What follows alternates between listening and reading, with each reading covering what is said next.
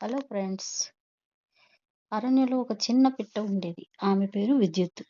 చిన్నదే కానీ చాలా బలమైన పిట్ట. విద్యుత్‌కి ఒక కల ఉండేది. ఎప్పుడో ఒకరోజు మిగతా పక్షులతో కలిసి ఆకాశంలో పోటీగా ఎగరాలని. కానీ పెద్ద పక్షులు నవ్వేవారు. చిన్న రెక్కలు మాత్రమే ఉన్నాయి, ఎగరలేవు అని చెప్పేవారు.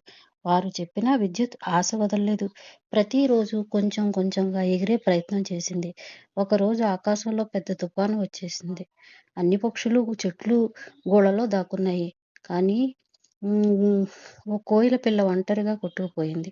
అప్పుడు ఎవరు వచ్చారంటే విద్యుత్తు తన చిన్న రెక్కలతో గాల్లోకి పైకెగిరి ఆ కోయిల పిల్లను కాపాడింది. అంతా ఆశ్చర్యపోయారు. ఇ ఇప్పుడు ఎవరూ విద్యుత్తును చిన్నగా చూడలేదు. హ్మ్. బలం శరీరంలో కాదు, మనసులో ఉంటుంది.